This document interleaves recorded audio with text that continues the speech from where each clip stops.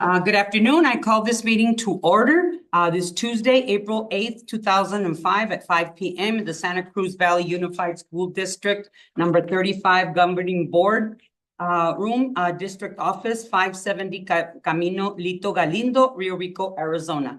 Can we please stand for the pledge? Speech, can you? I pledge allegiance to the flag of the United States of America, and to the republic for which it stands, one nation, under God, indivisible, with liberty and justice for all. Thank you. Thank you. Thank you. A roll call, Ms. Fobian? Mr. Guerrero? Here. Mr. Ramirez? Here. Mr. Beach? Present. And me, Lourdes Vasquez, present. We have a quorum. Okay, next subject is adoption of the agenda. Mr. Verdugo? Thank you.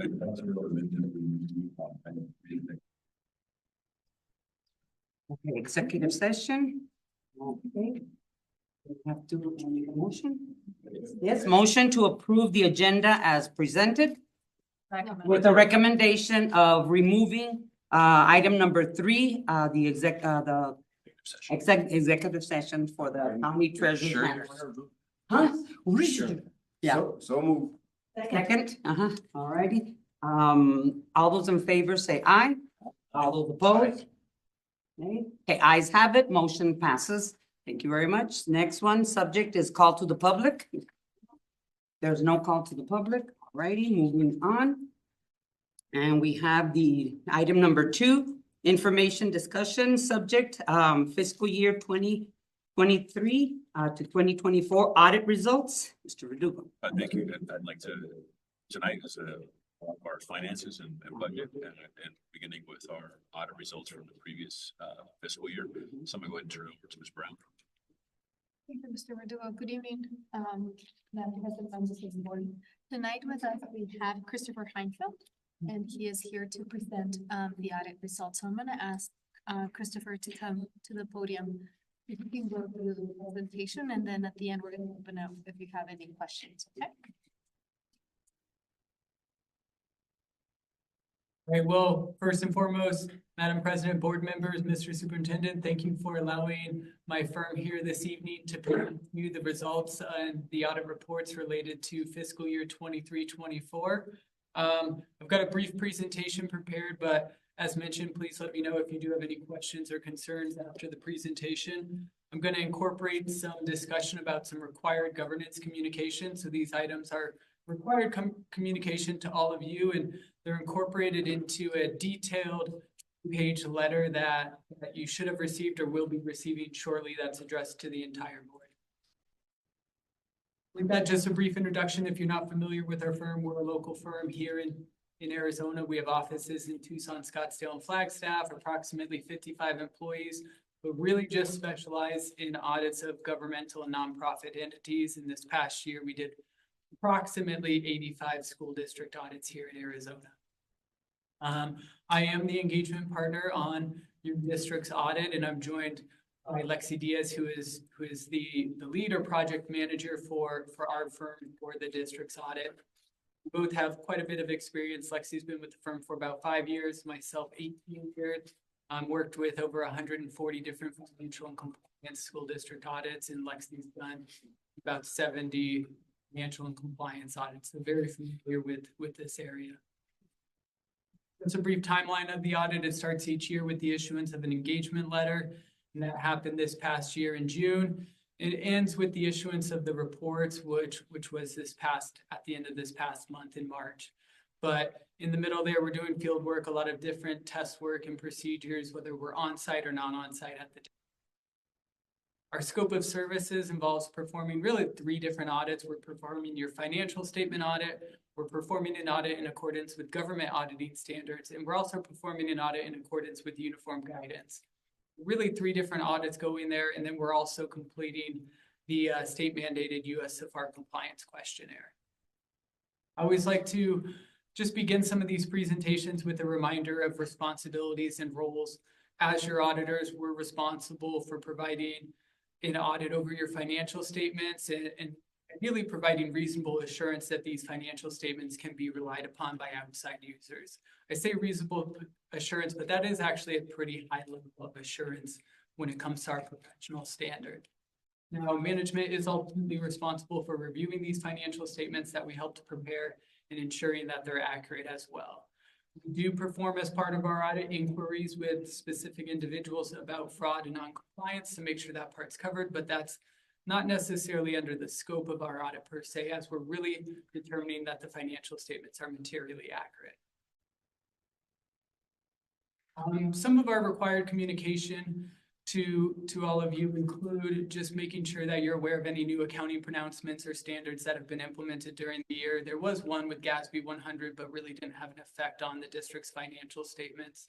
We're also required to let you know of any significant estimates that had an impact on those financial statements. And those include the useful lives of depreciable assets, as well as assumptions in the actuarial valuation for your pension plans. And that's the pension plan controlled by ASRS. I mentioned we do perform some audit services, and I mentioned we help the district prepare the financial statements and note disclosures, as well as the schedule of expenditures of federal awards, some of the information that goes with filing that information with the federal government. Lastly, if we did have any disagreements with management over the course of the audit, like there was other items we needed to communicate to you, this would be the time we'd communicate them, and we'd have them disclosed in that letter that I mentioned at the beginning of the presentation. But I'm glad to say management signed the representation letter. We didn't have any disagreements, and everything ended accordingly with the audit. Now, as I started off, we're doing 3 different audits here. The first audit is your financial statement audit, and that opinion letter is included in your annual comprehensive financial report.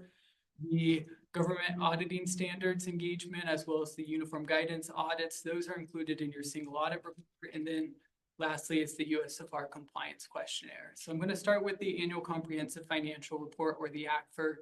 Page 1 is your introductory section or the transmittal letter, and just a letter from management to the readers of the financial statements about the current and future state of the district.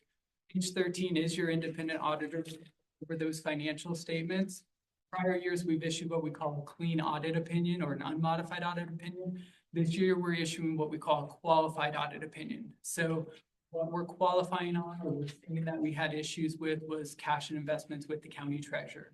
We were able to confirm the exact balances that the district has with the county treasurer, as I'm sure you're all aware. Now, we're not issuing a disclaimer and saying you can't rely on the financial statements. It's just that specific financial element that we're calling out and saying cash and investments with the county treasurer is the issue at hand. All the other revenues, expenditures, receivables, liabilities are accurate and correct, and those balances can be relied upon. Page 19 is your MD&A, or management assessment and analysis. It's a section in which is a great year-to-year comparison. You can see how the district's revenues or expenditures have changed from year to year, or assets or liabilities have grown or decreased. Page 29 starts your basic financial statements. Really encompasses all the district's financial statements as a whole. And then you have your fund financial statements starting on page 32.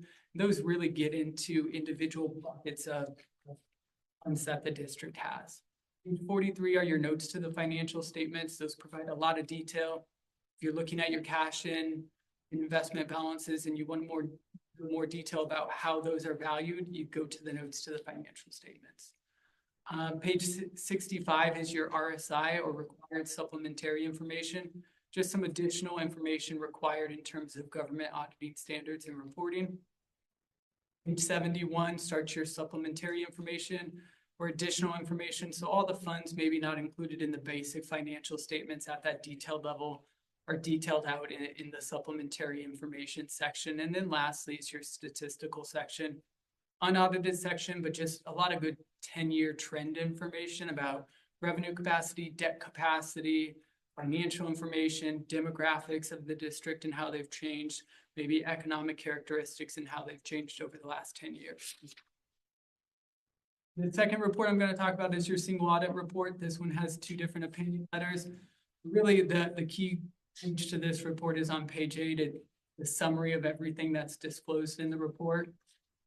As mentioned with the qualified opinion, whether it's related material weakness disclosed, it's an unusual situation in which the district itself didn't maybe have a breakdown in internal controls or material weaknesses, but it's hard for you to have a qualified opinion and not have a related, unfortunately. That's where that's coming from.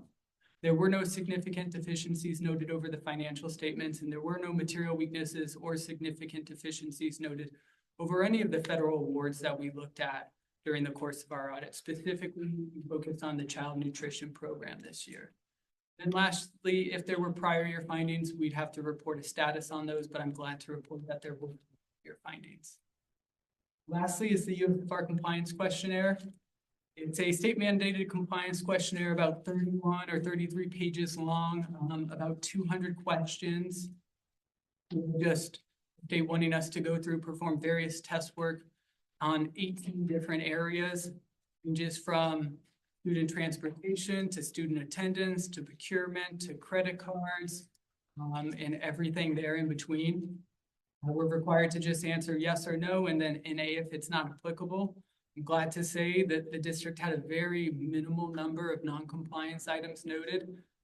Since we're out of school and you could consider this a test, I'd say the district, when you look at how many errors they had compared to how many questions and items they had to respond to, I'd say the district got an A.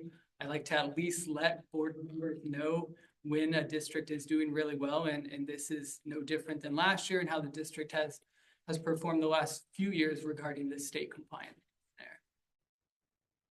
Then lastly, I just want to thank Isela and her team and really everyone at the district. It's not easy to go through an audit.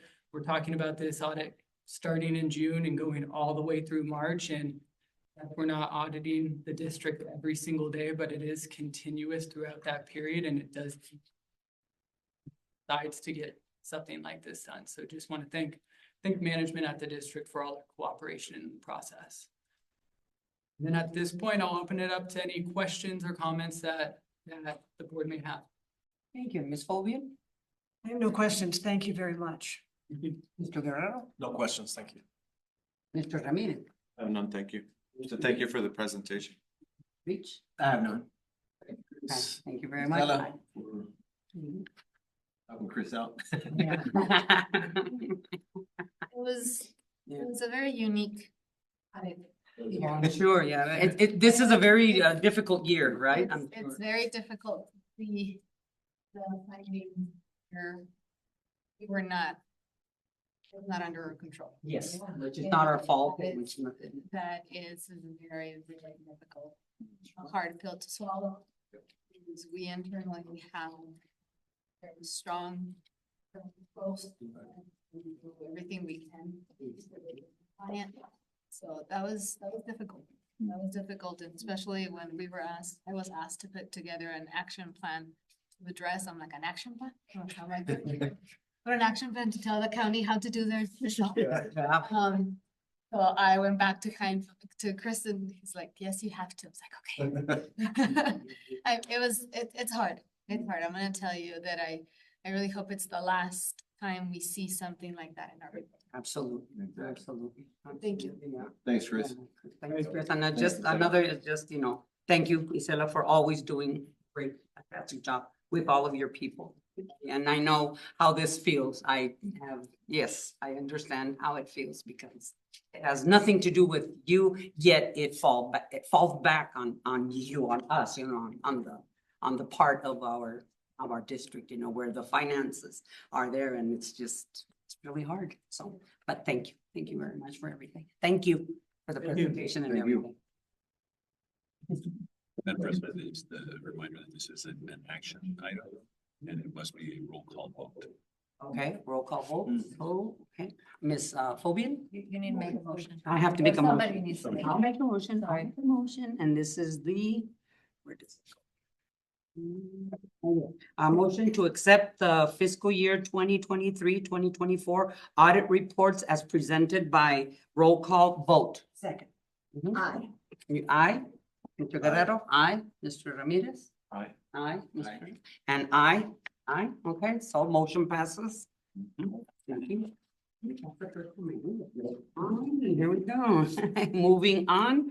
Okay, so the presentation subject, the superintendent's report, Mr. Verdugo. Wanted to congratulate all for the work team.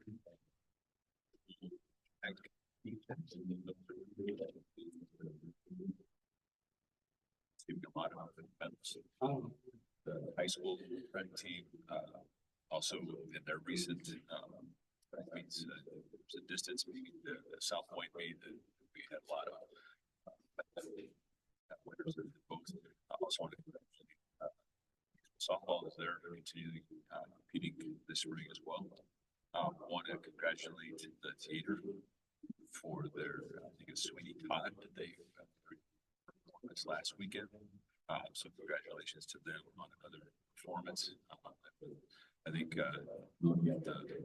all the sets and all the things that they together was very high quality. And also, remind the board that we do have new events coming up. Talent show. So I think that I'm excited to see what that brings.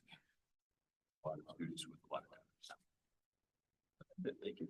okay, thank you very much. Ms. Fobian? Thank you. I love the social media. I mean, to put out there all the kids winning everything and how well everybody is doing, it is highly appreciated. Well, thank you for those efforts. We had a great site visit today at San Cayetano.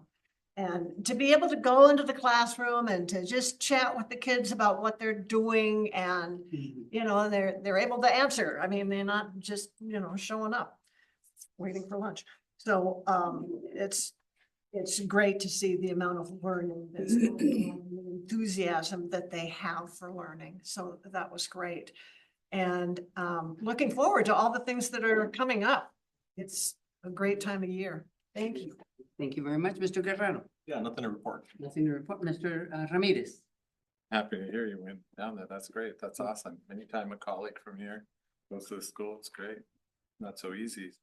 We're so busy. So hats off to you for doing that. Yeah, I want to congratulate the RHS students for taking first and second at the Mountain View competition. For, was it the band? Playing their instruments, so they did a really good job. So I saw that, and I'd like to echo what Ms. Fobian said, that it's nice to see all that stuff through the media and get all that positive news out. Also, I noticed that you had open enrollment out there, which is great. That's awesome. Get that out there right away.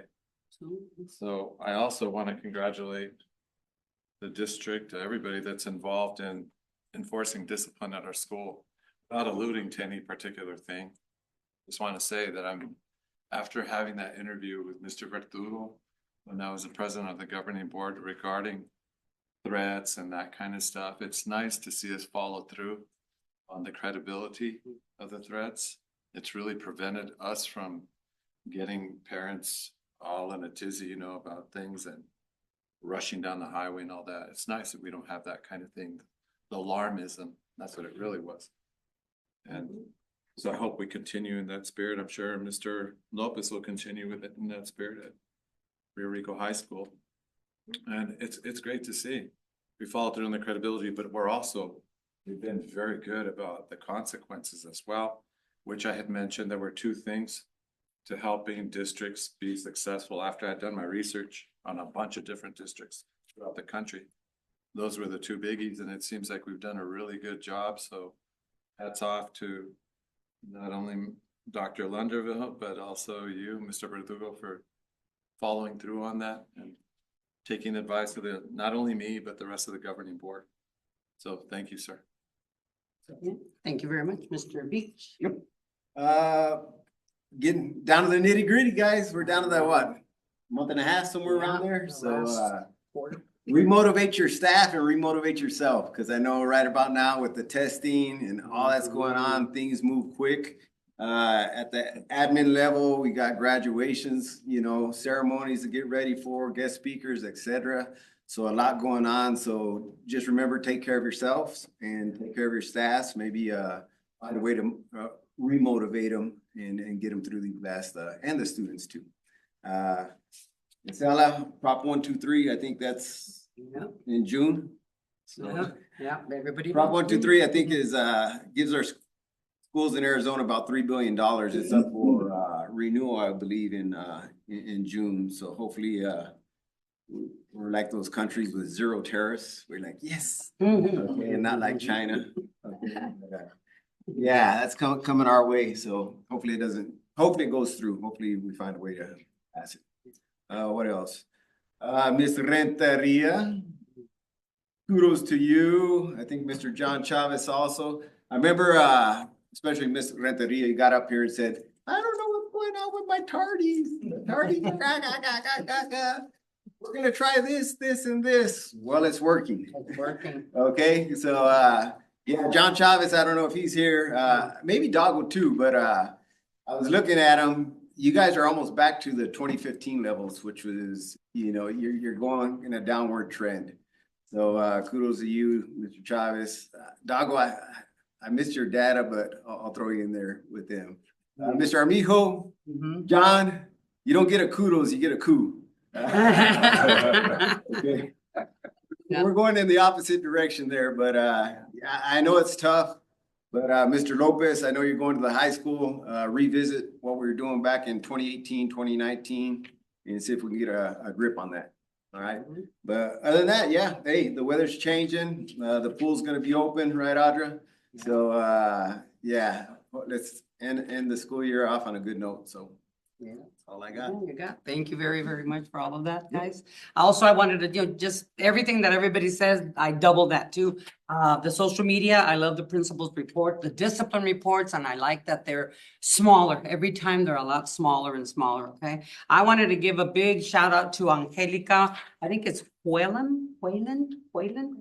She's from Eureka High School. She made the 1,000 basketball points for the girls' basketball team. Okay, so she's going to be recognized. She was recognized, I think, she also got a basketball and all these things. I want to know when the banners are coming out. That's what I want to know, okay? So Mr.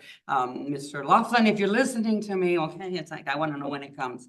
Anyway, also congratulations to all the sports and performances. I wanted to give a very big shout out to Ms. Renteria for allowing us to go into the school and disrupt everything, but it was so much fun. It was so much fun. The kids are amazing. The kids are so well behaved and everybody was on task. Everybody was doing, and then you ask the kids and right away they'll answer. It's like they're used to having people, stop by and go in and all that stuff, so kudos to you. The people that were with us are fantastic. Another thing is like the food. Oh my God. Hats off to the chef, Luis Nido. I think that's his name. Oh my God. Really. It's like we didn't have enough things to take out to, for carry on to take like little bags home, but it was amazing. And we had a lot of really, really positive discussions with the teachers and the staff and that were with us and everything. So all in all, everything was very, very positive. Thank you very, very much. And thank you to all of the principals. Of course, it's the end of the year, the last stretch, and hopefully all of the testing will go good and all of everything will come out perfect. Okay. Thank you. Thank you very, very much to everybody. All right, next, moving on, number 5, information discussion. The subject is the fiscal year 2026 budget update. Mr. Verdugo. Thank you. This is the time of year that we start getting ready for disbursement of contracts and part of that is reviewing our budget. So tonight is a presentation, but it's also an information discussion. There's no action to be taken tonight. It's just an opportunity to have some discussion with proposing, answering questions, and then share the budget process. I know what that is like, but it's a very long depth process that we have implemented over the years to make sure that we're strategically using all of our finances to make sure that we're putting them in the right place to support our growth as a district and moving forward. So with that, Mr. Verdugo, good evening again. I must say that this is the busiest time of the year and the time of the year that makes me the most uncomfortable. We start to see items that come through your agendas that are action items, and they are directly linked to the budget for the following fiscal year. So I'm here tonight to share with you why is it and how is it that we're able to present those items on your agendas for us to take action without having an actual budget approved for next year, okay? And it all starts with a budget process, a process that we initiate in the fall with discussions with leadership. And I want to share with you the philosophy or the method that I use in our district is what I called, or what's called the zero-based budgeting process.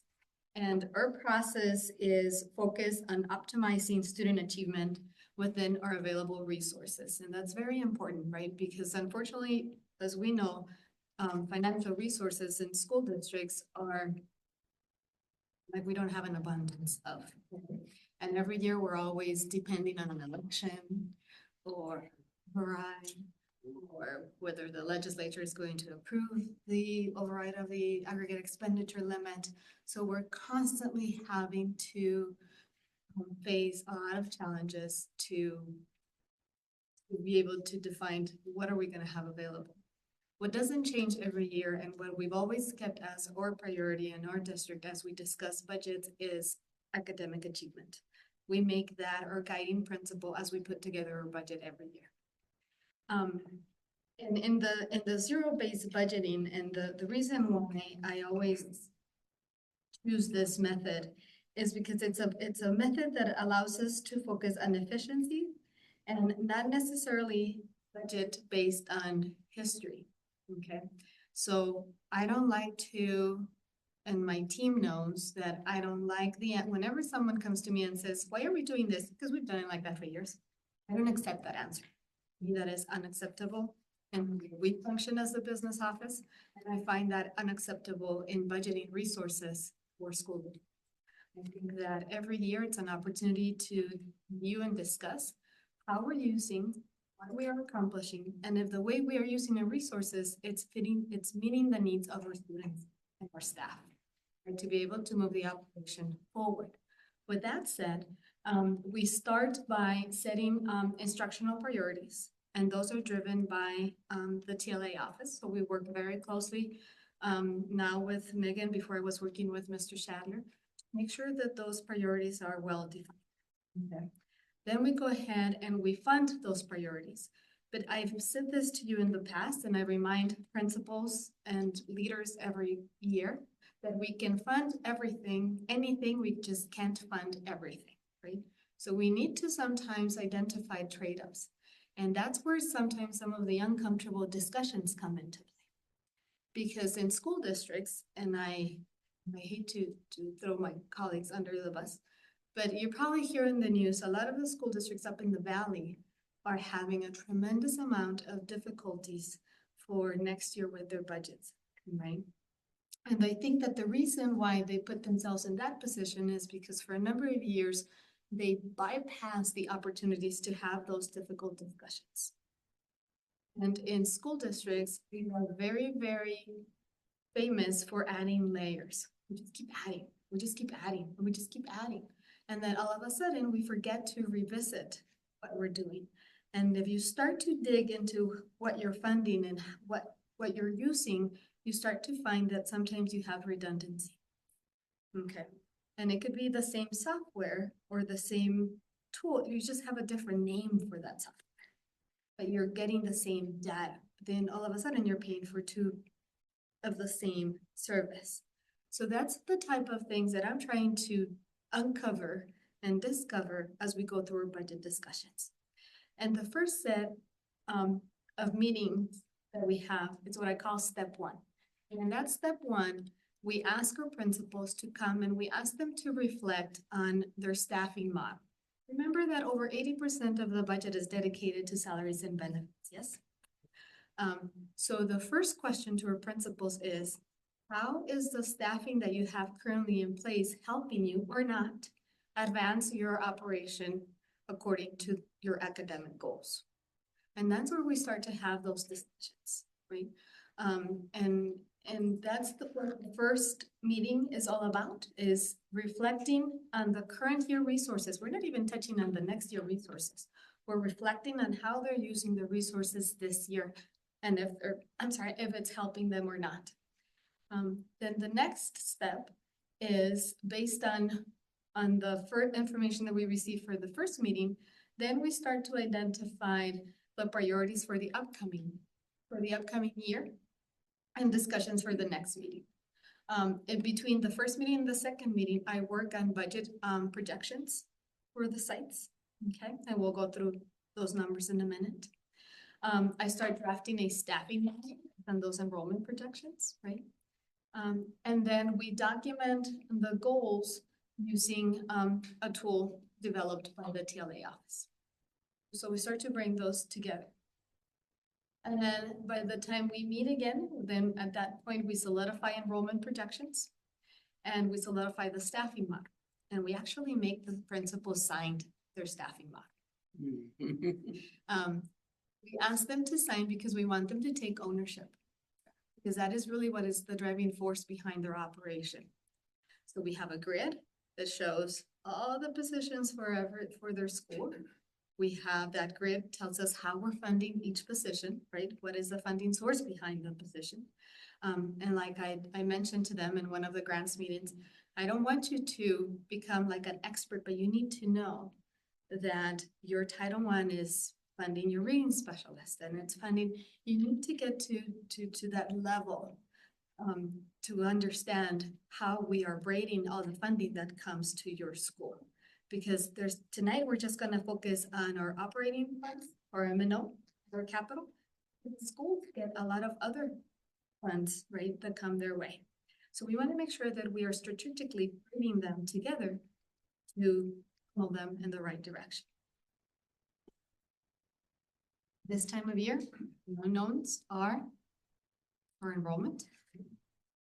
And then first and foremost, the budget from. So those two things we don't have today. And if I was the queen of the hill, I would probably put everything on hold and not do anything until we had solid information, but I know that's not realistic nor feasible. So therefore we move forward with projections and with some set asides that we have in place that I built into your budget annually, so that we can have these discussions in the spring and not have to hold back on issuing contracts, so that you can start moving forward, because we know how important it is to start the hiring process now. Okay. So once again, tonight's conversation, we're going to focus only on two major funds, and that is our M&O operating fund and our capital fund, or district additional assistance. Just real quick, our M&O is did I lose this? Yeah, it's off, huh? No? We can hear you. The operating fund is the fund that it's dedicated mainly to salaries and benefits. I must say that I added purchase services in there. And you're like, what do you mean by purchase services? Unfortunately, sometimes we don't find the person to be able to hire them through payroll, the traditional hiring model, but we bring them through purchase services in the form of appeal. We find that in the area of special ed. We have our psychologists, and we have some of our speech pathologists, and we have those services that come, and we're hiring them in order rather than through the regular model of payroll. That's why you see purchase services there. M&O also pays for all the consumables, the utilities, the fuel, and the outsourced contract of facility. The Sherry on top, our operating fund, is a support of our community by having that 9% M&O. Then on the other hand, we have our capital fund. And this capital fund, and this is where I want to highlight how we've been managing our district. We can, and it's legal to, transfer your capital dollars into your M&O. And there are some districts that have chosen over the years to pull all of their capital dollars into their M&O, or the majority of. And what they're doing, they're artificially inflating their operating fund. Okay? And it's what I call when you live outside your means. Okay? When you're leaving you're buying based on credit, you're overextending yourselves. That's not how we manage our resources in our district. We keep M&O, and we keep capital. There's been some instances where we had the need to transfer some capital, but we make sure that we allocate that to a one-time expense. If we have a project or we have something that we need to take care of and we do it for 1 year and then that's it. We make sure that we do not compromise our capital dollars into our M&O because we want to make sure that we're not artificially inflating that M&O. Okay. In our capital, you'll find the support for curriculum rotations, technology and software agreements, furniture and equipment, uniforms, vehicle, big ticket items. Alrighty. This is where the fun begins. The foundation of our budget is our enrollment. The amount of money that we receive, what becomes eventually the budget limit, because remember that in Arizona, we have a formula that takes a limit. So we can't just, I'm gonna project this much and go past that and we'll see if the revenue comes in.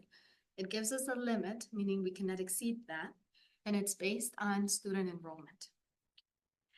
My projections of a student enrollment are always very, I rather revise in the spring if we capture growth, but I try to be very conservative, okay? Without undercutting or overcutting for the operation, for sure. So for fiscal 25-26, next school year, my projection calls for 3,390 students. 3,390 students. I base that on enrollment trends, okay? The rollover data, what do I mean by that? So we already performed a rollover in our student database. So the preliminary number gave us 3,262, okay? That was when I put together the presentation for you. And then as of last Friday, April 4th, we were at 3,307. Okay, so moving right along in the right direction. Let's pay close attention to the third bullet. The third bullet is the difference between graduating seniors, right, and my projection of incoming kinder. This is not new. We've had this variance now for a number of years. We are expected to graduate Rio Rico High School 399 seniors. And my projection of kinder is 195. Okay? And that is very comparable to the current kinder enrollment that we have. Now, I also, for my projection, I take into account what happens during the course of the school year. Because if you remember, the state of Arizona overcomplicated things for us and switched our funding formula to same year funding. What that means is that as we fluctuate in student enrollment, so does our budget during the course of the school year until we hit the 100th day mark. At that point, it becomes solid. So sometimes people come to me and we're past the 100th day and it's like, I enrolled 5 kids. And I'm like, and I mean, it's great. Hopefully we keep them and they start counting for us next year. But as far as monetary revenue, budget capacity, it sounds bad, but it's at that point, it's just an expenditure for us and we're not capturing any revenue. Right? That's the way it is. That's the way the formula is designed. So based on my projection, I am projecting a potential loss in revenue of over $770,000. Before we leave this, just to make the board aware, this has been a projection over the last 3 years that we've had the same type of and we've been able, this year, we made up that loss. And so we've been pretty stable with the projections of what we had. And it's something that we will obviously continue to try to recruit, retain students as much as possible, but we also make sure that we are fiscally responsible and our projections are conservative, because we want to make sure that everything we do, going back to that, why it says it's sustainable, we want to make sure that whatever is sustainable, because the last thing we want to do is over reach and then have to cut something in the middle of the year or reduce things. And so we want to make sure whatever we do is sustainable. And so I always thank Ms. Brown for being conservative and making sure that whatever we do, it's something that we can sustain. Thank you. Busy, people, sorry about that. But I just wanted to share with you where our ADM has been over the years. So, Before you do that, can I ask a question? Because otherwise I'm gonna have a pile of them. And I'd rather get a few of them out of the way now. sure. So one, I'd like to remind, I think it would serve us well to remind the principals, to remind the teachers about the importance of the 100 days. Because like all of us, you know, that have been here and have been teachers, we kind of had in the back of our minds, you know, but and you know, we would hang on to some of those calillas, you know, that and because we sort of had in the back of our minds that it was important. But I think it would serve us well to tell the teachers again, remind them of the importance, the monetary importance of trying to hang on to the kids and be patient with them. I think it would do us well. So, because you guys see it up here, but they really need to see it down there. And you talk about ownership. When they see it and you explain it very clearly to them, I think they try harder to hang on to them. I mean, if somebody told me that at a meeting, I think I would work at it more. I'd say we gotta be more patient, we gotta try harder, you know, kind of go back to what Beach was saying about firing up people, you know, getting the teachers involved and firing them up. So, but I think it would serve us well. Well, there's one. I'll ask some more later. Again, just to share with you where our ADM, and this is the average daily membership as of the 100th day, which is the final mark as described. You can see that in between 2023 and 2024, we experienced a drop, 75 students. And then between 24 and 25, we experienced a drop of 5 students. I remind you of what Mr. Verdugo just said. That drop was projected to be much higher in the 100 plus, and we were able to make up some of that loss. Just one follow-up. Ms. Brown does a great job of the projections and looking at birth rates. So that's one of the major things that we look at. And the birth rates are very low, and not only across Santa Cruz County, but across the country. And it's something that's going to affect public schools across the country. An example, there are now 16 schools in an area that are closing because of lack of enrollment. So they're consolidating schools and because of the number of students incoming.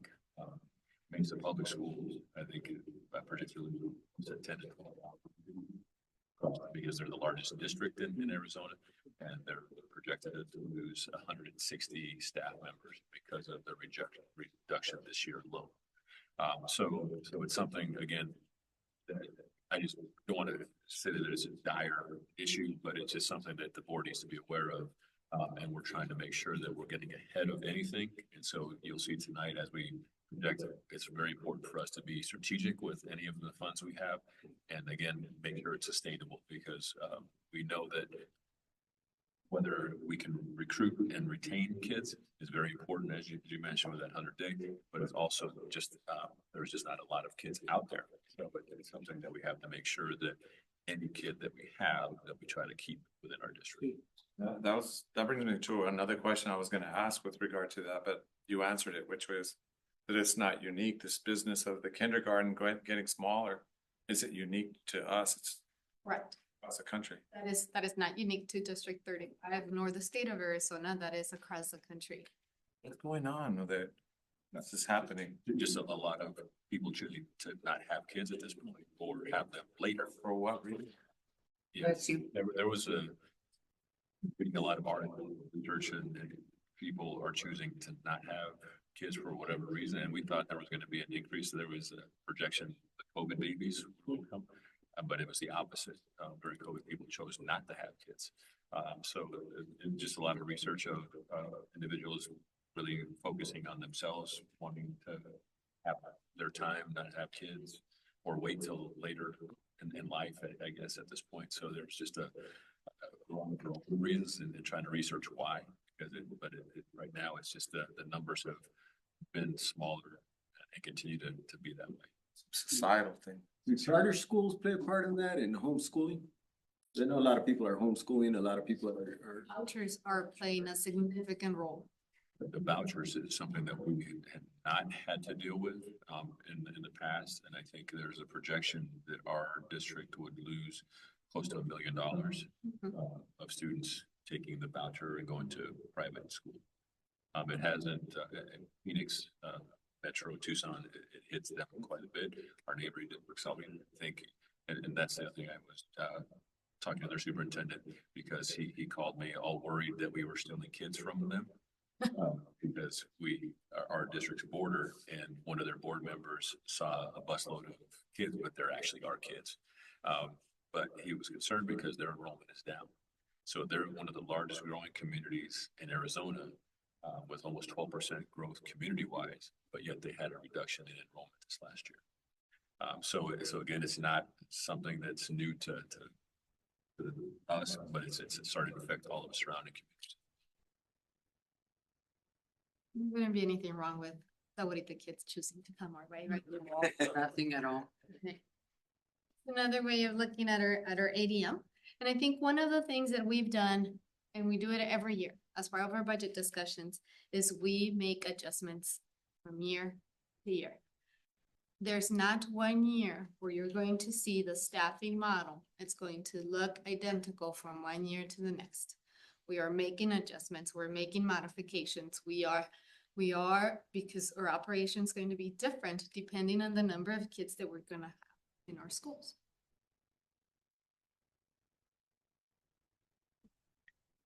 So now we're gonna start to get into some numbers. Okay? So green section, revenue, green. I'm not capturing any new revenue for you tonight because the state formula, the election, everything's up in the air. So I'm not here to try to come up with a figure there. But I can tell you that my projection of carryover for next year, it's at $7.5 million. That is what we have today that we can work with. It's here today. We're not depending on anything. It's with us.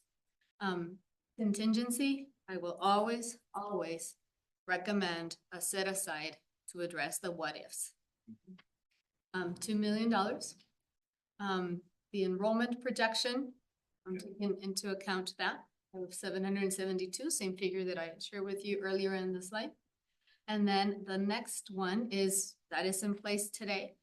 There is a potential that if the legislature doesn't approve the override of the aggregate expenditure limit in our archaic school funding formula in our state, then the potential for our district of losing revenue to the tune of $2 million.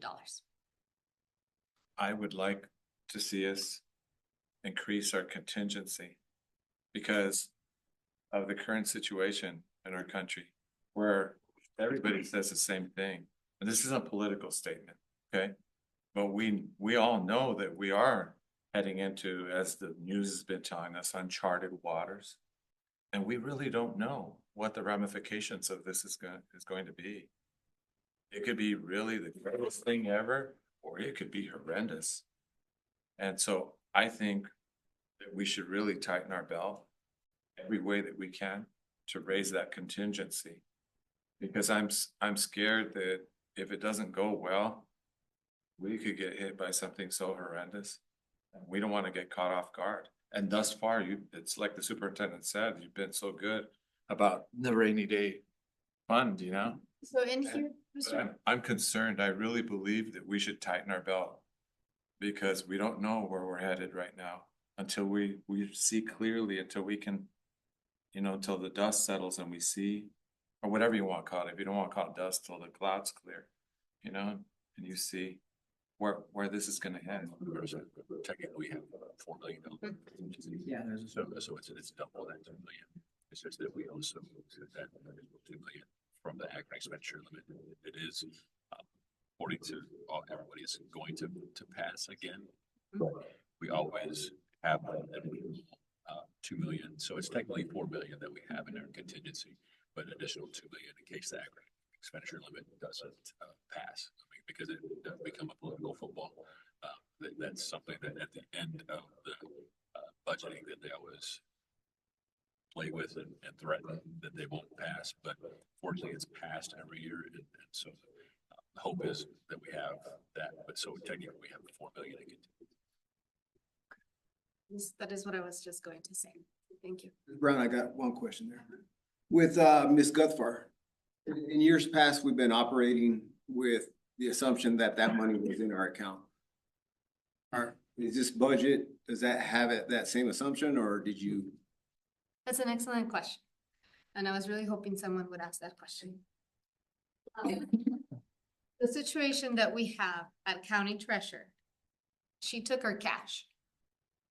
She did not her actions have no impact on her budget capacity. Okay, so I'm gonna repeat that one more time. Ms. Gutford's actions, she took her cash. She did not, her actions are not impacting her budget capacity. And I've been asked in the past, he said, do you need to reduce your budget by the number of millions that she took from your district? And the answer is no. We're not going to reduce our budget by the amount that she took from us, right? It might impact her tax rate calculation later on. It's different. That's cash flow, right? That's the cash that we're bringing, but it's not impacting our budget capacity. So you're not going to see a reduction in our budget to account for her actions. Just to clarify, that the community so had that question of how does it affect our budget. The one thing that I will say, and it's something that I will say publicly, is that it does affect because we've been very, very that cash pays the balance. That's how we're able to maintain our lower tax rate. We go the tax rates, we've been very cognizant of trying to make sure that it's stable. And don't get those funds back. Again, it doesn't affect our budget. What it does affect is our community.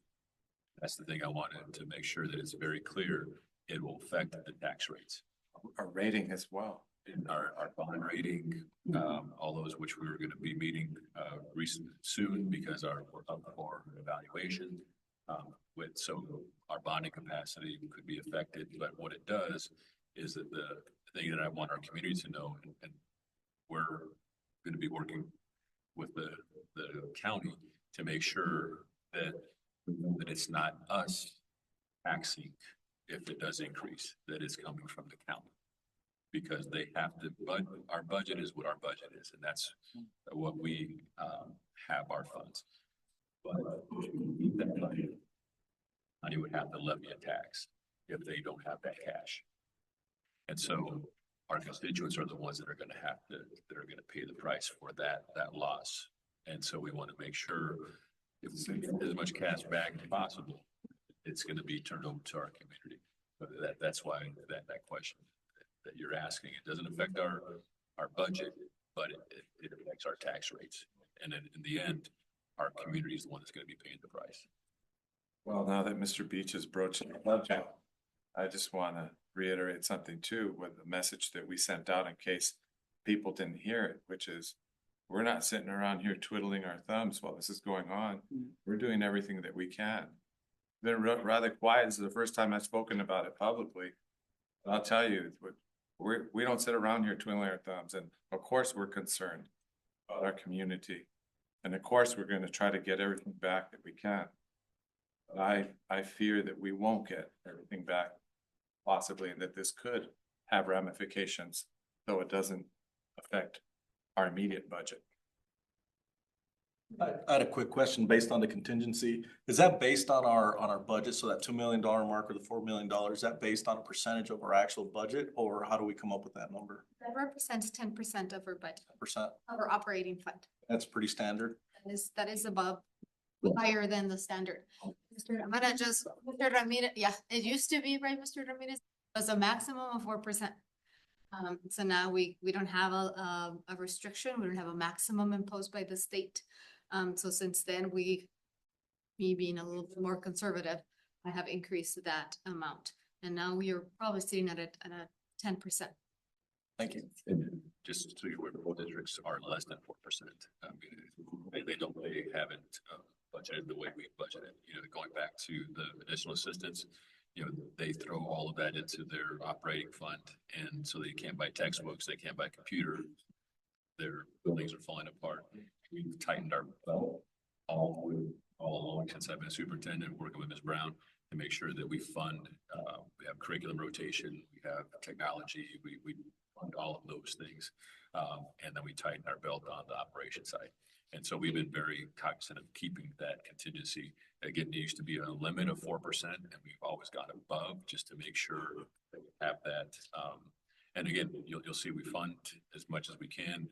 We're one of the, in fact, I think probably only district I know of that funds all of the school supplies, the teacher supplies, because we don't want them to, students and teachers to pay for that. So it's something we are very cognizant of putting our money toward and strategically using it for our students and student achievement.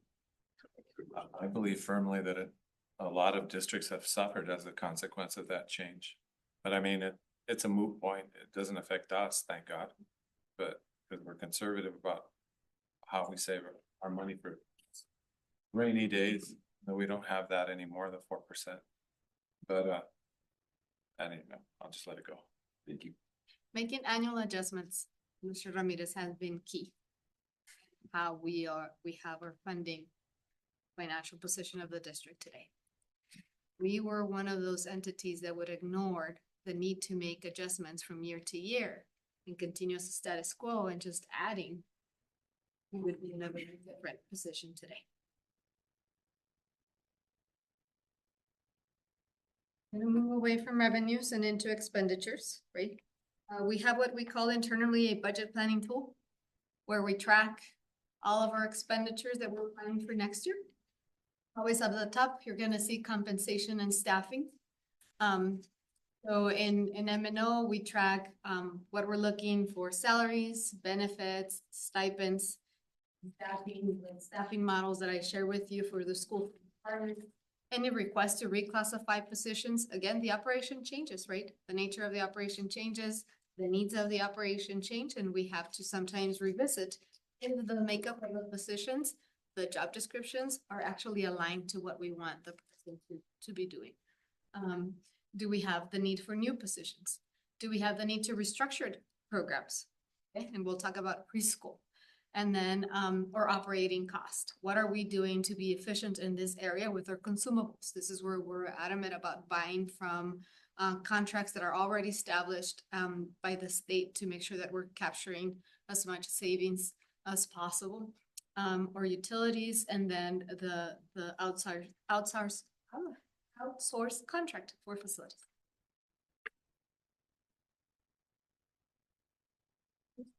Thank you. So in the area of compensation, you'll see that we have salaries and benefits.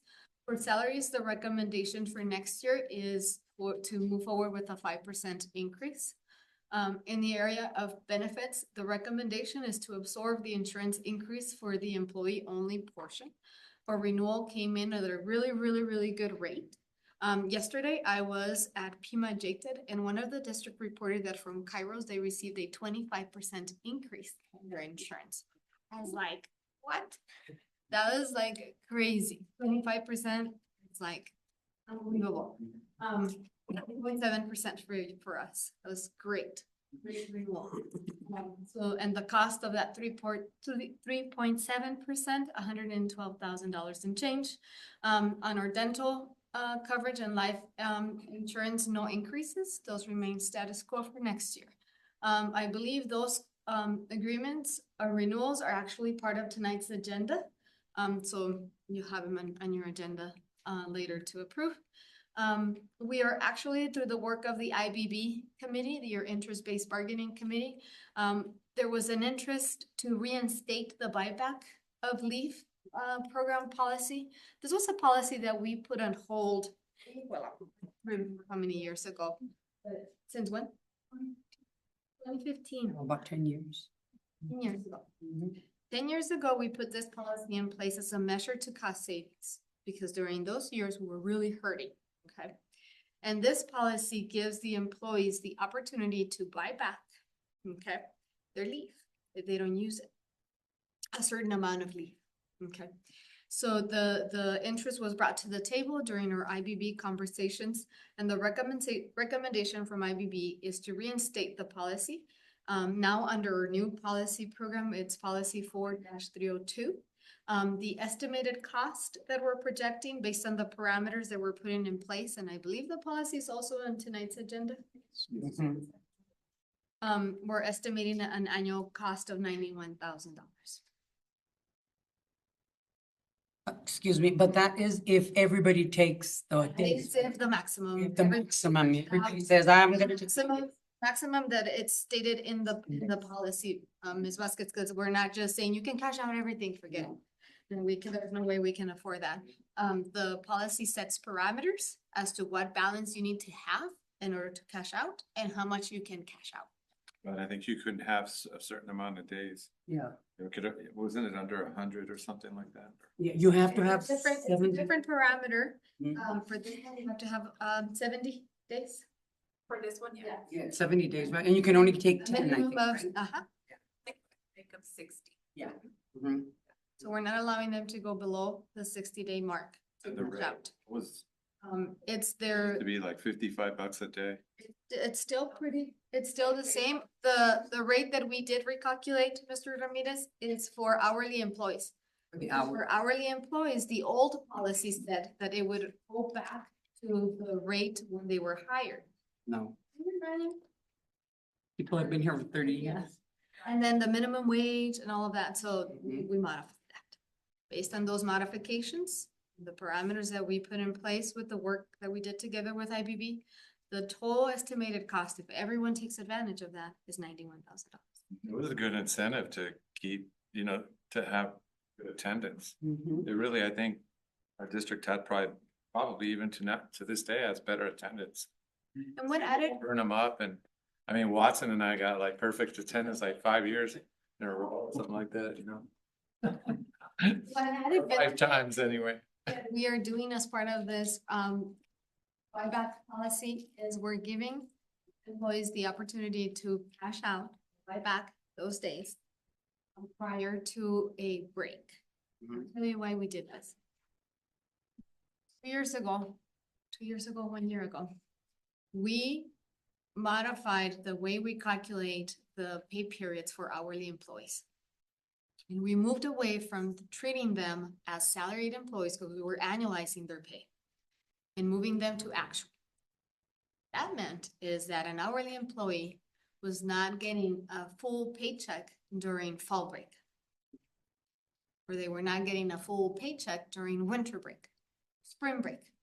And we always open a survey to all of our employees as part of the IBB process.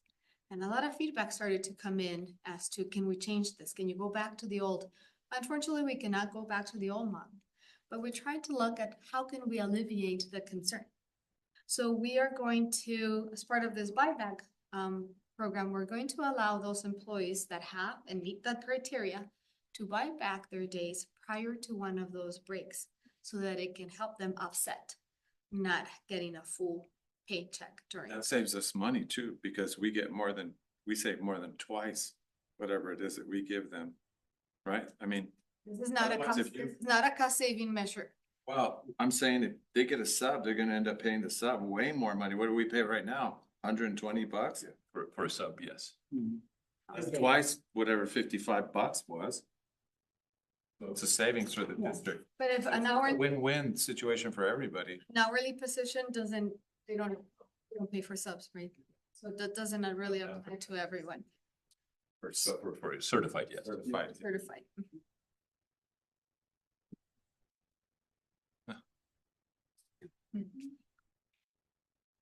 Let's see, I'm gonna go and I don't want to keep you until 7 PM here. But the budget planning tool, we're gonna start to go through some expenditure staffing changes by school and department. Rio Rico High School, We are looking at, and actually in this presentation, I forwarded it to Angie before we met the final meeting with Rio Rico High School. We are not decreasing or making an adjustment of 1.5 FTEs for Rio Rico High School. As a matter of fact, Rio Rico High School received an increase in FTEs for in the area of teachers. Because we met with Rio Rico High School, they had their registration numbers, and we based the staffing based on that. So they are not going to receive a reduction of 1.5 teaching FTEs. They are receiving an additional behavioral coach. Yes, Because the behaviors. the behavior is. You're right, you're right. My apologies. It is an instructional coach. Instructional coach. You're right. So high school with its size, we have one instructional coach that's focused on ELA and those type of classes. And then we focus on math and science. So it's something that we need to know that they need additional support. That position can be added for this school year. And again, the positions that you see, try to either make them budget neutral, or either we're adding or adjusting and changing a position, because it's important for us to try to maintain some of those things. But our needs are by site and with the principals, and how can we really affect change and keep forward with at their site to improve academic achievement. So. In the area of special ed, Rio Rico High School is receiving an additional paraprofessional. With the IT, in the area of IT, they're receiving a dedicated IT technician for Rio Rico High School. And we are removing a 0.2 media center inventory technician. We're going from a centralized model to a decentralized model in this area. We are removing the intervention and personalized pathways specialist. And that position is actually going to be repurposed for the elementary. So I'll share with you. Yeah, so just to clarify what the IT technicians, we now have one at each school site, because each school now they have one to support teachers and students. So each site will have their own IT person. Before it was where they were sharing different needs, and so now. And then we get to the elementary, we'll talk about that change, but actually switch from our media specialist to this position, because the high school or what the position will support the high school, and this will now be transitioned to elementary IT technology teacher, as we're evaluating all of our programs and needs. Talking to the TLA and Ms. Padilla, we decided that that's something that was needed at the elementaries, and so we'll talk about that when we get to the other sites. Cuatimundi showing 3 changes, adding 1 special ed paraprofessional. Same change. You'll see this change on the IT department for all the schools, because we now have 1 dedicated IT person at all the schools. So it is the same change that Mr. Verdugo just described. And then I know Mr. Verdugo wants to elaborate on the KA athletic coordinator. So this is something that we currently have athletic coordinators at both middle schools. So we had a PE teacher that was supervising the elementary, because we had 1 PE teacher and then parapros that teach at the elementary sites. So twofold. So now we had 2 PE parapros. 1 parapro is going to be changed to technology, and then it will remain with 1 PE parapro. And then instead of adding a new PE teacher to just oversee that, we're combining that position with the athletic coordinator at Cuatimundi. And their role and responsibility is going to adjust a little bit, because we've been wanting to add elementary intramurals as part of our programming.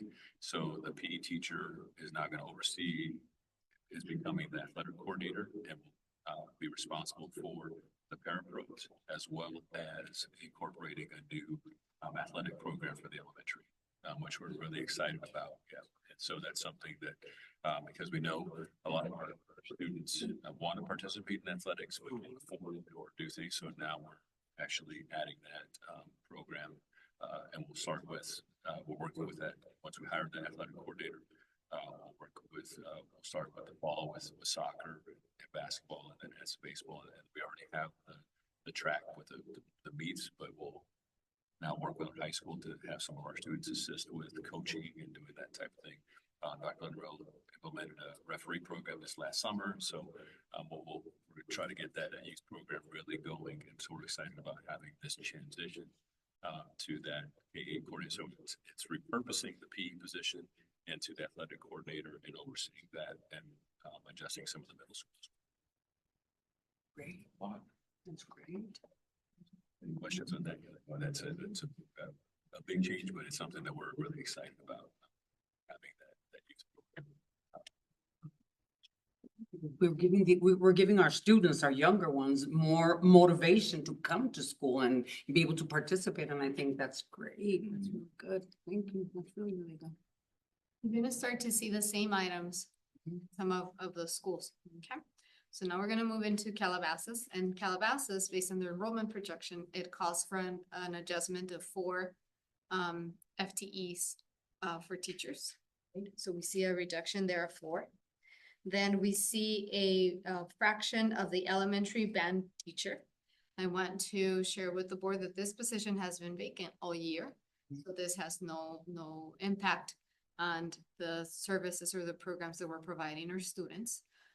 So that is going away. And then we have the computer teacher, and this is where you see the intervention and personalized pathway specialist that was removed from Eureka High School. It's being reintroduced to meet the needs in the area of computer. And the reason being is that we've gone one-to-one, and what we've noticed in talking to Ms. Padilla, that some of our younger students really struggle with learning how to use the technology. And so we had previously removed the technology class, and so now we're bringing it back. We're going to be instituting a new curriculum, and we have the parapro that will be working, and then the teacher that will be overseeing the parapros and also co-teaching that. So it's something that we're excited about bringing that back, because there's a big need for kids to be able to use technology. So we have it, but now we're going back to really having them how to use it. As a result of that need, then we are repurposing one of the paraprofessionals from PE to computers. So instead of having 2 PE parapros, now they're down to 1, and we're repurposing 1 for computers. Also, just want to highlight the teaching positions, again, are new to enrollment, and they were actually based on enrollment projected to lose 6. Again, meeting with them, run our middle school program effectively, we could not reduce by 2 middle school teachers. So we had to, and then again, tap into our contingency or repurpose and keep those 2 positions. And again, it's something that we do every year, is looking at how can we strategically use our staff. We're adding 1 paraprofessional for the area of dance for Calabasas. And then you see at the end that IT technician that's fully dedicated to Calabasas. Moving away from Calabasas into Mountain View. Same item. You see the modification to the elementary band program. Then you see the addition of the computer teacher, right? We have that teacher that's going to be providing services across the schools. You see the KA athletic coordinator concept that Mr. Verdugo just shared with you. The addition of the repurpose of that parapro from PE to computer. That's why you see a minus in PE and a plus in computer. And then we're adding 1 parapro for the area of special ed, that IT tech dedicated to the school. And then we're moving away from an assistant to the principal model, and we're adding in its place a behavior coach. Yeah, just to clarify that, so the principal was split between San Gaetano and Mountain. At the meeting with the principals, they discussed having financially an assistant principal at each site. But shifting to a behavior coach at each site, we felt that that can be really done. And so they requested that. And it's something that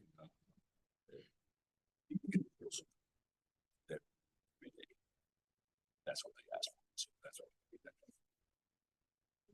Responding to the next site, San Cayetano. Again, repeating myself here, you see the adjustment in the band program, the computer teacher, the KA athletic coordinator program, the reduction in the elementary PE parapro, turning it into a computer parapro. In this case, we see a reduction in special ed parapros by 3.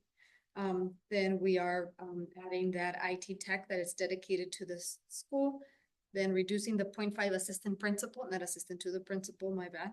And then we are introducing the behavior coach.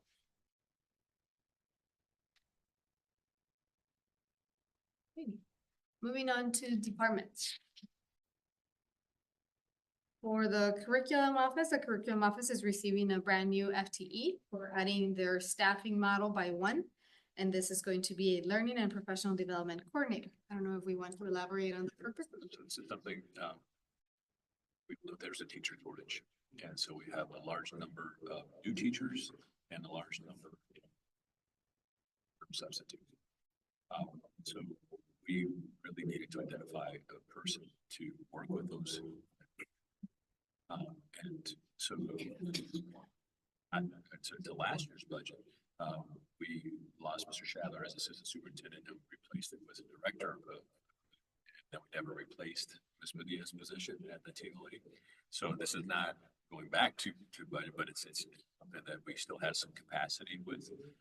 And so, but we knew that knowing that there's going to be a continuation of long-term subs, we needed somebody to train those. And so, and that position is also going to look at creating a pathways program, because currently we have a U of A pathways program that I don't want to disparage, but we've been as productive as we need to out of that program. That person is going to explore creating our own pathways program, working with our high school, and possibly build a CTE program as well to have students start going to the teaching profession with our dual enrollment program and things of that nature. So it's really a position that we're excited about. You'll see later in the budget that we're going to be bringing new teachers and long-term subs early to be trained by this individual, and then that person's going to be able to support in the classroom, because that's going to be part of their responsibility of co-teaching. Because again, it's just with a teacher shortage, we need to be able to develop our own and support our own. And so this position. In the area of human resources, and this is in response to consulting services that were performed, I think, late in the winter. And the recommendation is to take our current part-time office specialist to full-time. Okay. Reclassifying our current HR director to HR manager. And then reclassification of our current HR secretary to HR technician.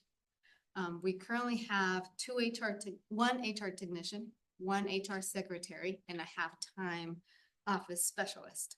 By reclassifying the HR secretary to an HR technician, I think it's going to enhance the department's opportunities to have cross-trained individuals and to have coverage at all times. When you have such a small department like HR is, it's very, very important you cross-train your staff so that those services can still be there when someone is out. In the area of technology, we're just repurposing that inventory specialist into that additional IT technician, which gives us the ability to give one to each school, which I just shared with you. In transportation, we have the request to move away from the safety and compliance training, reintroduce the dispatcher. What is still currently under review is the length of the contract for the dispatcher. Currently, the safety and compliance trainer is at 11 months, more or less, position. And the request that we have on the table is to move forward with a dispatcher at a 12-month level. And we have scheduled a meeting with transportation to have that discussion. have a better understanding the need for the 12-month.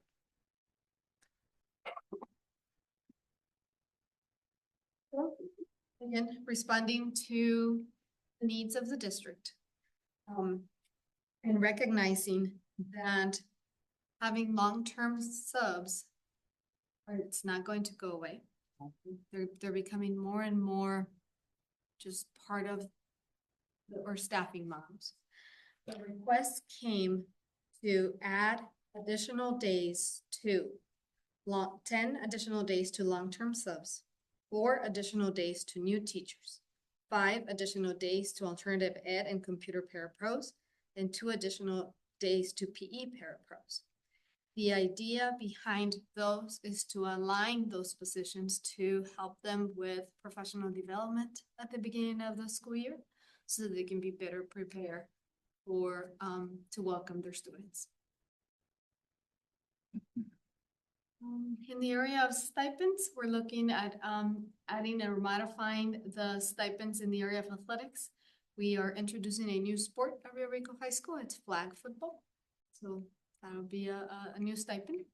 And then we have a request to add an assistant coach for the golf, for the sport of golf.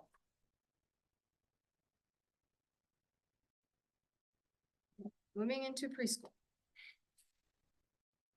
Right.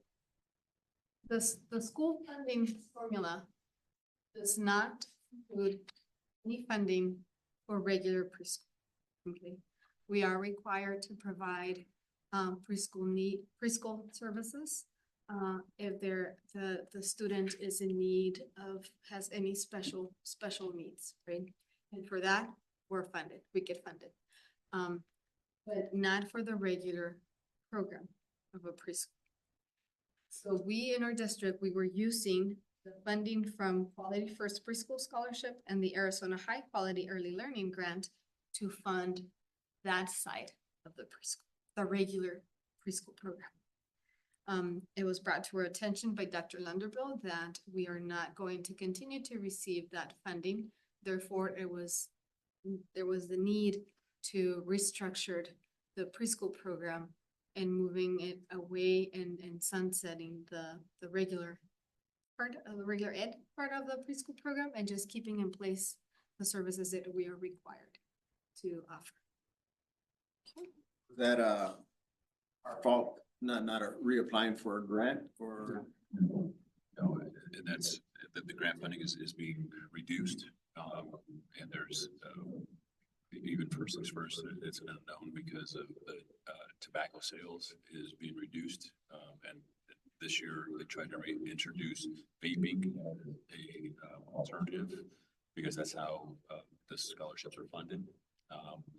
And there's a reduction in that. We used ESSER grants before as well to fund some of that. And the thing is, it's something that has been an ongoing discussion with the state to try to fund early childhood, and they just don't. And so our decision was to run a preschool program is about $500,000. And so it's very difficult to, knowing that we had to tighten our budget, to have an unfunded entity like a preschool. And we know how important it is. And so we've been trying to work with other entities, and we're going to continue to do that.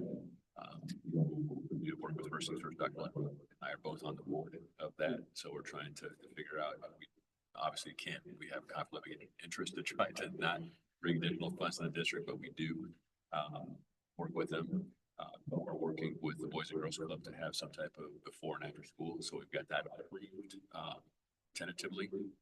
So we'll do that to have some, because daycare we know is important as well. With Mariposa, because they're trying to grow their staff and they need people.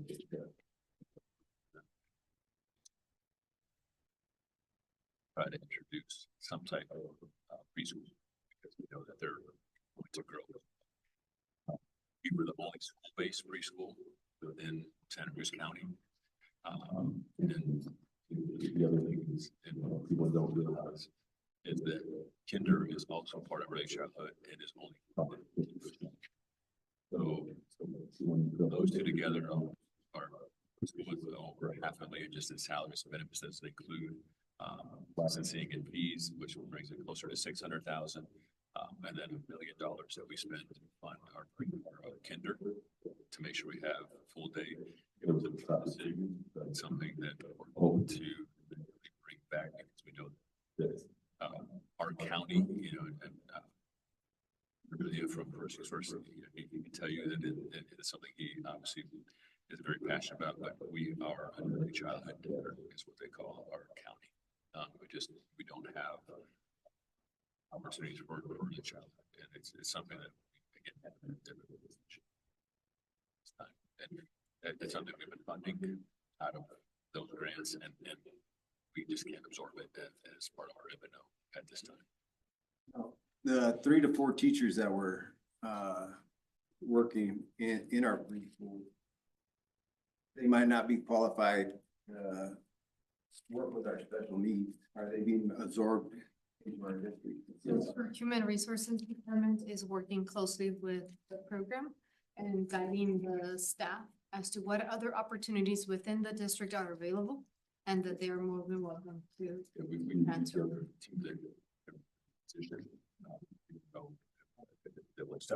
The divisions that may be different than what they're currently doing, but the teachers will be able to move into a teaching position, and then the parapros, we're looking at opportunities for them, and I know Ms. Governor has met with them individually to see that these are your options, and we want to make sure that we can provide options for them, and we try to let them know as early as possible, so that they can look, one, finish out the year, but also look for opportunities within our district. What about related, no, not tangential? For years, I've seen instructional coaches, you know, at the schools, and they do their thing and they try to teach us, you know, the teachers, they try to help us to become better teachers, etc., and give us ideas and on and on. But isn't there any way that they could teach a class? So they do. Yeah, they do. So that, I say that because in Germany, they not only do stuff like that, but you'd be surprised, even the principals at each school have to teach a class. Because the Germans believe firmly that if you teach a class as a principal and an administrator, every administrator has to teach a class, at least 1 or 2. I'm not saying that because I know you guys are gonna start panicking and say, oh my God, how you know you're gonna throw this on me? But I'm just saying, over there, you should really think about this, food for thought. That when you teach a class, right? And you make decisions as an administrator, you're making them for yourself too, because you're gonna feel them in the classroom. So it's kind of cool because you're getting constant feedback with regard to the decisions that you're making for others. But it kind of, yeah. So it really makes you appreciate making very good decisions, because otherwise you can't just simply say, you know, hey, we're gonna go do this battle, and if it doesn't go well, we'll regroup and go back out again. You feel it, you're on the battlefield. So anybody that is, would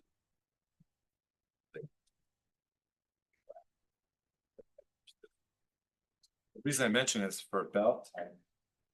go ahead, and that's, I mean, so yeah, so like, they teaches, ELL or math. She teaches math. You've got 2 classes. She only has 2 classes that she teaches. So that's something that we implemented this year. Great. It's very good. Oh, I want to say that I have heard things with regard, you know how you always talk about perception?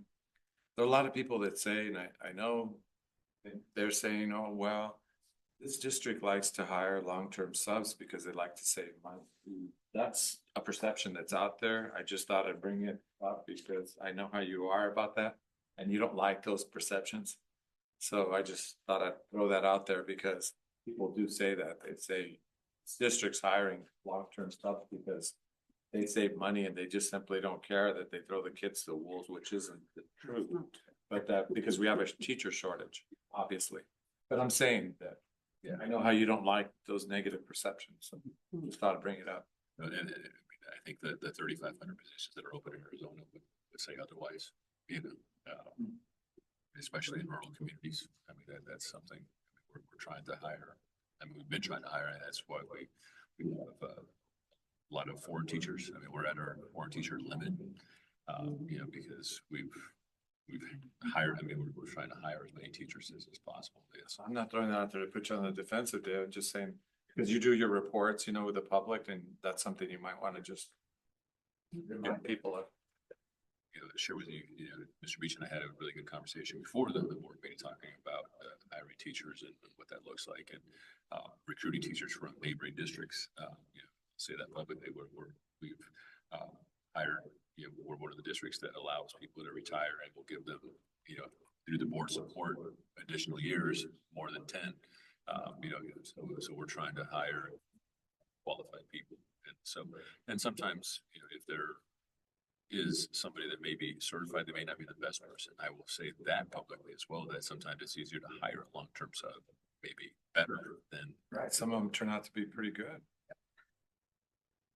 And again, that's also why we have the position that we created, to support them, because we know that we want them to actually become teachers. So that's. The training programs, yeah. That's awesome. On the other hand, we have operating cost. We are budgeting for an increase in utilities. The trust insurance renewal, as we're still waiting for that, it's expected to come in the next week or so. That is our liability insurance. The facilities contract, I know that Mr. Beach is actually going to be participating as an evaluator in that committee. Yeah, we received a total of 6 proposals, which was, to be honest with you, this is not common. And we're very, very happy that we were able to attract other vendors to come in and provide and create that competition. And then we have, we're looking at a one-time allocation for a comprehensive assessment for the IT department. And then we'll need some consulting services for onboarding of our new HR manager. Any questions? Any questions? Ms. Fobian? I have no questions. That was thorough, and I know where you are as of this. Thank you. Thank you. Mr. Guerrero? Mr. Ramirez? Yeah, you just mentioned this about things that you have to do with regard to these decisions, and it kind of brought to mind this purchase order that you talked about for hirees. That sometimes we need to bring them through. And you have people that you hire through purchase orders, and that really caught me off guard. I was wondering, do you have restrictions with regard to that? As long as we are compliant with our procurement guidelines, we can bring as many staff through a purchase order we need to. As a matter of fact, if it is to address need listed on an IEP, we don't even have to follow procurement guidelines. We just use the IEP as that becomes the legal document that allows us to bypass any requirement and hired whatever service we need to address the needs of our students. And most of those are special education, like occupational therapy, speech pathology, because it's hard to find those individuals. School psychologists, they're just limited number of those. Very well, my sister's one, yeah. So Speech pathologist. those are the, when you say purchase services, those are usually what we hire for those individuals. Like even special education teachers, because they're just very many.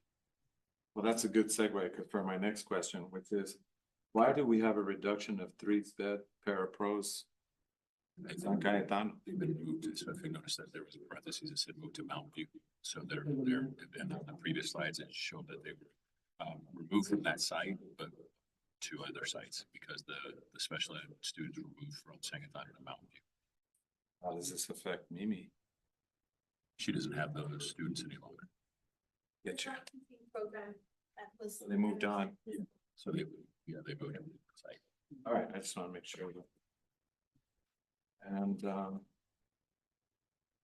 see here. On a bigger picture, and you may not have, like this you may tell me, he said, like, well, Mr. Ramirez said, that question doesn't apply to us currently. But how do you see all these cuts that are being done right now, through whatever means, through Doge or anything affecting us because as we know, they're gonna cut the Department of Education. And I've been hearing recently that this is going to affect how people do simple things like IEPs within the public schools. And how do you foresee, and the question is not just for you, but for both of you here, even for Dr. Lunderville, how do you foresee that's going to affect this on a local level? You know, I'm not talking about politics here. I'm talking about everyday funds. How will that affect us locally with funding? I think that if I may, the programs that I am, the most concerned that it might, we have not received any notification that it's going to impact. I think I am looking at Medicaid reimbursements to, probably be impacted by those actions. Any competitive competitive federal grant, I think it's going to, probably be difficult to obtain. Those are the two areas where I can tell you that I'm expecting an adjustment. To kind of follow up with something, there's been obviously a lot of conversation with other superintendents and other items. But so theoretically, they're talking about dismantling the Department of Education to get rid of the bureaucracy and more funding into the states. So that's the theory, is that they're going to take it from what they're using to oversee some of those programs and then send it to the states to actually increase funding at the state level. But you saw what happened with our ESSER funds and our state superintendent, that we lost $20 million because they took ESSER funds back to create a tutoring program. Not successful. And so then that money ended up going back to the federal government. So even if we do receive additional funds and it's directed through our Department of Education, the state superintendent, it doesn't mean it's going to get flowed to us. So that's, again, it's unknown. So what we do is only control what we can control. So Ms. Padilla and Ms. Brown have been working to look at our grants and how can we streamline to make sure that those funds that we do have are used the right way, and then tighten the belt on those. But again, it's unknown. I mean, that's the biggest thing is we don't know what's going to happen on that trickle down effect. But we have to be prepared. And so we're making sure that we look at how can we streamline those positions, because as we give a 5% salary increase, that grant has to now absorb that 5% increase for those individuals that are employed through a grant. And we can't absorb those positions in our M&O. Just so the board's clear. So we're trying to be as streamlined there as much as we possibly can. So it's a good question, but there is just a lot of unknown.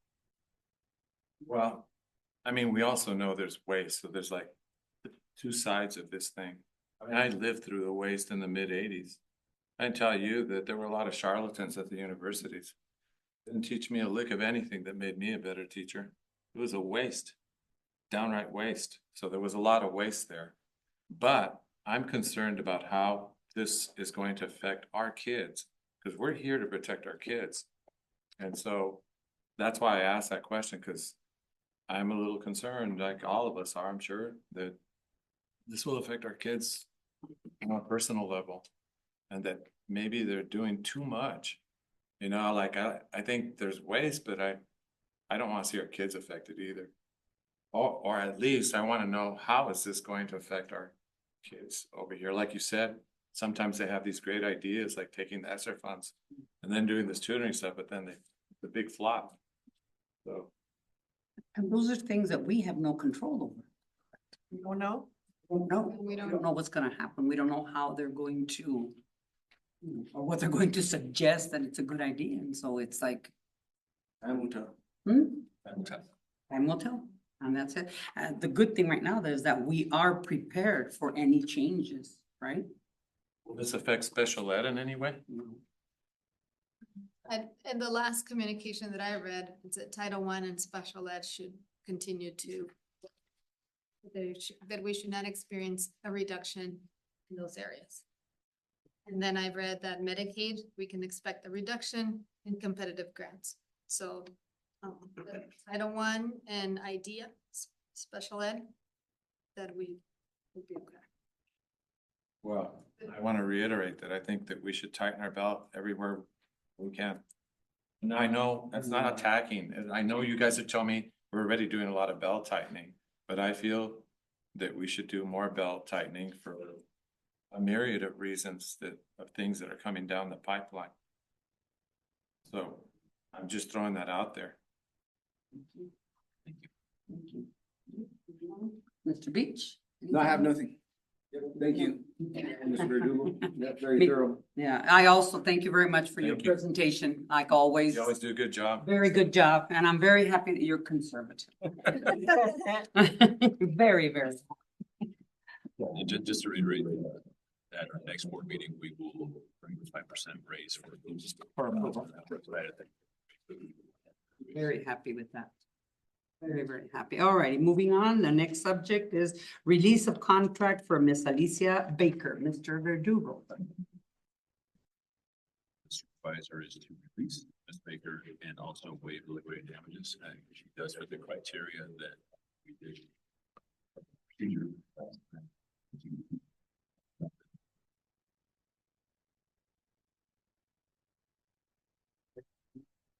Just Okay.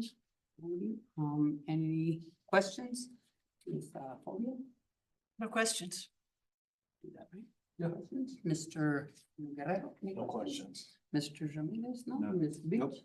And I have none either. Okay, so then we're gonna recommend, motion is to release Miss Alicia Baker from her 2024-2025 contract and waive liquidation damages in the amount of $1,000. Second.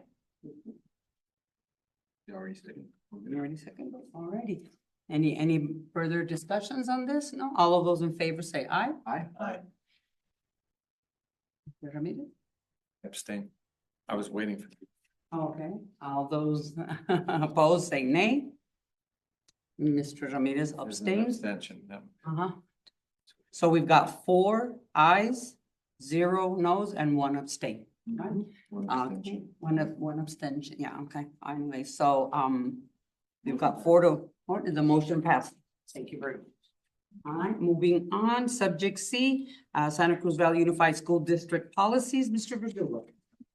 dates, this evening. We're going to Dr. Lugo to discuss equal opportunity, prohibited, sexual discrimination, timelines. Good afternoon. Most of you are aware that January 29th, President Trump issued an executive order which required the minute to that put back into effect the original 2020 Title IX regulations. In June of 2024, we approved the changes that were made by the previous administration, and now we're basically reaffirm the Title IX policies that were in effect, and also make sure that following some of the additional guidelines set forth in the executive order. Those executive orders from President Trump require that districts limit access to shared facilities. So I know for a lot of you, there were some concerns regarding transgender use and non-binary use of restrooms, locker rooms, showers. Luckily, our district did not change any of the signage that is currently at Enrico High School. There are already gender-specific restrooms. A number of districts throughout the state are going to have to allocate funding and resources to put those. You cannot have a gender-neutral restroom, shower, or locker room moving forward. They are gender-specific. And it's not the gender that the student identifies as, it is their biological sex. Second to that, we're no longer allowed to have students participate in sports based on their gender identification. And we cannot deliberately conceal gender identity request for pronouns from parents. meaning if a student is choosing to identify with another pronoun and their parents asks us, we have to disclose that information. We also cannot, teach topics specifically related to gender identification, diversity, equity, and inclusion. The order does not specifically address transgender staff. However, they are expected to comply with the space use that I previously described for students. Meaning, they need to use their biological sex restroom or single-use restroom, which we do have available. We have several students in the district who identify with a different gender, and primarily those students who are in Rico High School.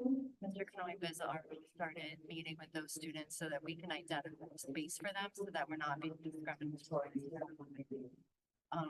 But essentially that's what we're doing tonight with regard to Title IX.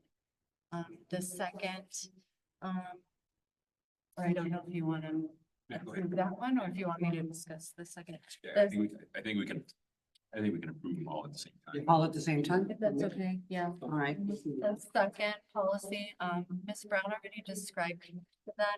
If you have specific questions, it's related to the leave buyback. I believe Ms. Cabrera could answer them. And then the procedures are just for information, but those go into specifics what I just described with the title. If anyone has any questions, I'm happy. Any questions? Mr. Really, it answers the questions the Yes. most. Okay. Yeah. Mr. Guerrero? No questions. Mr. Ramirez? I have none. Mr. Beach? I have none. Okay, so then the recommendation is possible motion to update and approve policies 1-203 equal opportunity prohibited sex discrimination, Title IX, and policy 4-302 levels and level buyback as presented. Leave, Leave and leave buyback. leave and buyback as presented. So move. Second. Second, okay, all those in favor say aye. All those opposed, nay. Ayes have it, motion passes. Very much. The next one is D, propose and prioritize topics and possible dates and times for future board meetings, Mr. Verdugo. I think just wanted to highlight a couple things this Saturday. First things first community event, which will be held at Calabasas. So Ms. Coben will be there. On Saturday? Yes, on Saturday. And it's a great event where a lot of our local early childhood vendors and so forth will be there, programs will be there, and activities, and it's gonna be the first time it's gonna be an outdoor event. So it'll be outdoor at Calabasas, so. May I ask, excuse me, what time it starts? Does anybody know what time? 10 to 1. It's early. Okay. And the ones, It's, they should know since their husband's running it. oh, I had to go help set up. so from 10 to 1. Okay, thank you. Because it's not here, I just wanted I to know. apologize for. No worries, no worries. Thank you. And then also, April 24th is the STEAM night at Railroad High School at the PAC, which is, opportunity again to see students. That's at 5. At 5. Yeah, that was at 5. Yeah, that, we have our little flyers that they gave us. Yeah. Okay, for the things that are coming. So hopefully, a lot of people will join us. That.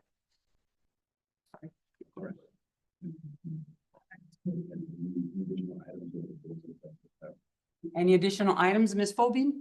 No, thank you. That took care of my Title IX. Very good.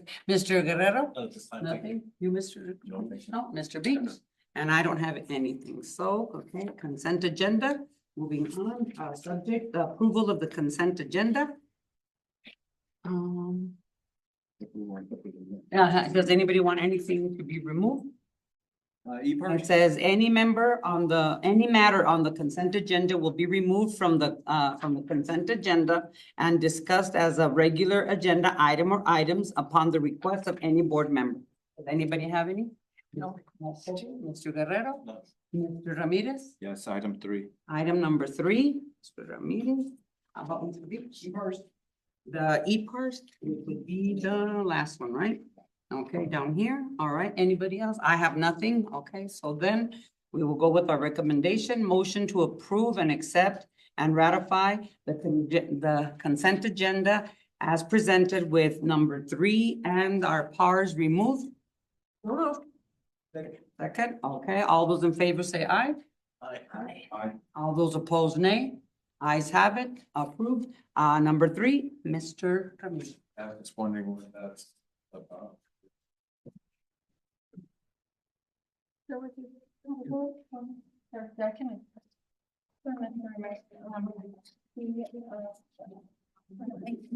we went through the process of our current restrooms and restrooms. The vanity, the toilet, and Yeah, renovation, yeah, to restore some of them. It's been, I can answer any questions about the RLA for that. This, but some of the stalls, some of the bathroom sinks and all those things. The were- fixtures and all. Fixtures were, have not been repaired or unrepairable. And so, we felt it was the time to renovate the bathrooms. At what cost is this? You were going to ask, I don't have it written. I can go into the item, and I'll just have to do an amendment. And also just give us an FYI later too. Yeah, we can give you that, but you're approving it tonight, so I want to make sure that we give you the right. Thought about that.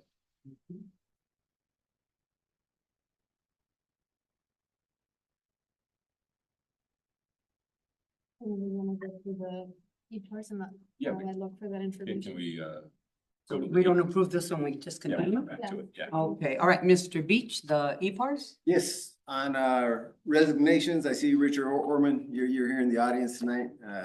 Just want to thank you for stepping up and coming on down and working at Calabasas. The teachers really liked you, enjoyed you over there. You're constantly walking around, being very visible. I want to thank you for being part of our community and our culture down here. And maybe in the future you might consider moving down here. It's a great experience, probably 30 years, probably 2 of my top 5. Good. Definitely just a great experience. Thank you. Yeah, well, same here, yeah. Ms. Fabian, you have anything to say? No? Mr. Guerrero, Mr. Okay, just thank you very much for everything that you've done, all of your, your hard work, and sorry to see you go, but thank you. Okay. We approve the PARs. We approve the PARs instead of waiting, okay? Yeah, we can come back to that one. So Motion to pass the part. Yeah, motion to approve the. Okay, motion to approve and accept and ratify the consent agenda just number 3, No, not number not 3. 3. The PARs. The PARs. Like E-Pars. Go ahead, the E-Pars. Motion to approve EPARs. Second. So moved in second. All those in favor say All aye. those in favor- Opposed? Okay, ayes have it. Motion passes. We're just gonna wait for number 3. I'm sorry, guys. I think Mr. Ramirez said that we could do an FYI on that. Yeah. We can because it has to be. Yeah, I actually have the actual number of what the cost was. Yes. So you're approving it tonight, so. Yeah. I hate to Dismiss everybody though. They don't have- Unless we take it to a vote and it passes and. Yes.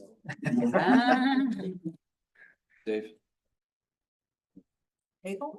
No, no. So if we don't award the contract, then we can't get on it, and we have Yeah, to and we have have it to- done by June 30th. Unless you want to keep them.